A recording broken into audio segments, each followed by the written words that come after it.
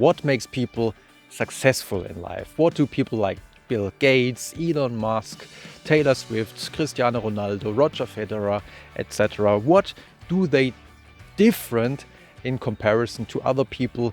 What is their secret? This is a question we find so often in many books, and we try to study them and we try to figure out what is their special ability. And of course, scientists are also interested in this question, and there have been numerous meta-analyses about personality factors to predict success in life. For example, in one big meta-analysis about job performance, it could be shown that cognitive performance, cognitive ability tests can predict your job performance, and the explained variance was 42%. Quite okay, but still very far away from 100%. And even if we additionally assess integrity, which is the second best predictor, if you combine it with cognitive ability, we only get up to 60% of explained variance. And it really freaks out some scientists because they would like to explain more of the variance. And so what is the big secret factor? And many scientists believe, well, it has to be how lucky you are in life. Whether you are born into a rich family or a poor family, whether you are mistreated by your parents or not, or if you have an accident, or if you get a really severe illness like cancer already in early years. If those things happen to you, all your talent, all your intelligence, or all your conscientiousness, it's not like it doesn't help, but it gets really difficult. And also, if you think about musicians, there are so many unbelievable good musicians out there, but there is only a little tip of the iceberg of musicians who are successful, and most of the time it's because they are in the right moment, at the right place, knowing the right people. And of course, it's quite similar in business. If you have the right connections, if you know the right people, if you were born in a rich family and you have a good amount of money you can start with, like a Donald Trump, for example, then it's all easy, even if your real business skills are actually awful. But sometimes there are also opportunities, there are also chances to get in contact, for example, with the love of your life or with a potential business partner. And sometimes we miss those opportunities, even though we could have used them in our favor. And this is something where today's guest comes into play, Professor Dr. Christian Busch, who teaches at the New York University about serendipity and how we can form a mindset to use the luck factor. He also wrote a bestseller about this topic, and I'm very grateful to have him on this podcast. We often see luck as something that just happens to us, like being born into a good family.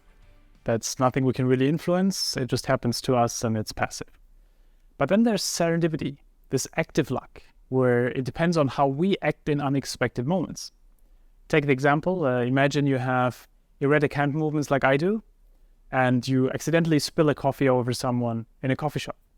And that person looks at you slightly annoyedly, but you sense there might be something there. You don't know what it is, you just sense there might be something there. And now you have a couple of options, right? One option is you just say, I'm so sorry. You walk outside and you think, what could have happened had I spoken with that person?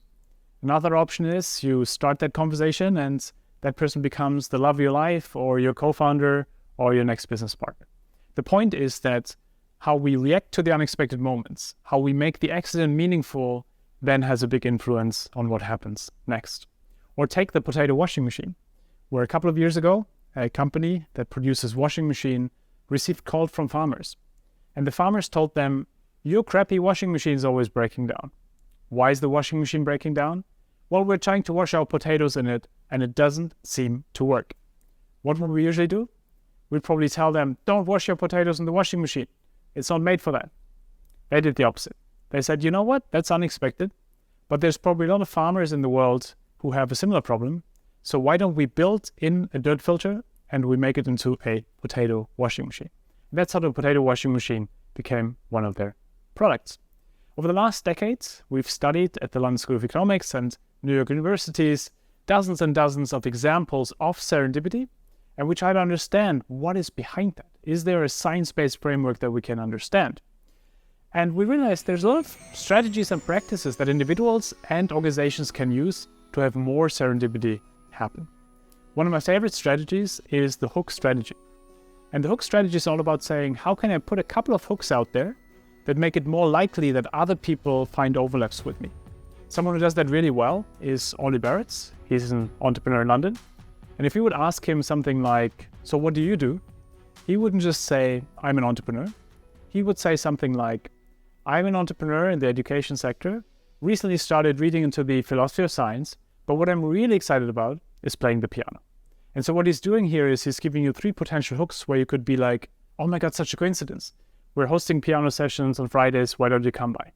Oh my God, such a coincidence. My sister's teaching on the philosophy of science, why don't you give a guest lecture?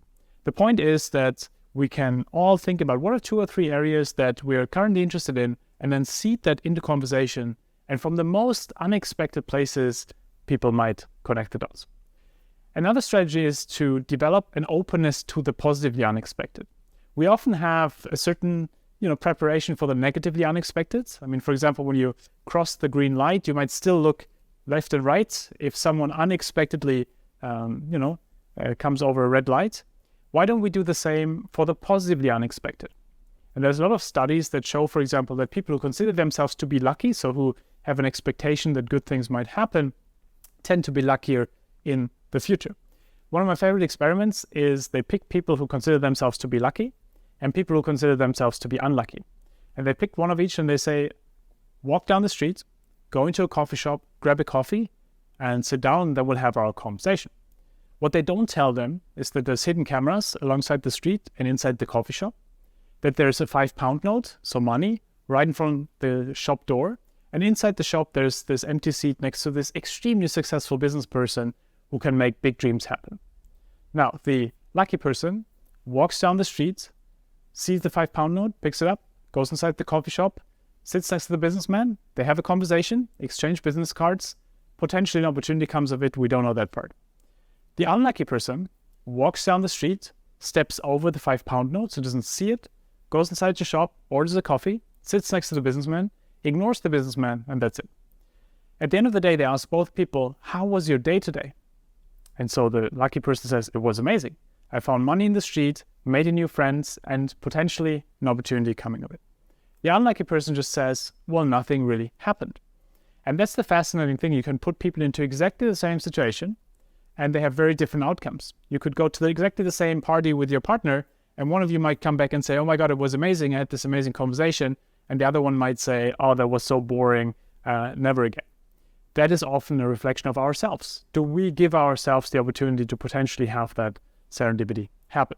Starts with small things, right? Do we maybe take another street to work sometimes, open our eyes and see maybe a book in the bookstore that could be a new podcast idea? Things like that, that kind of once we open our eyes to the positively unexpected, we tend to see it more like kids who find a lot of money in the street, right? Because they don't expect it to not be there. They open their eyes to the positively unexpected. And then the third strategy of all the strategies that are out there is really to think about how can you connect the dots, and how can you train your mind, your brain.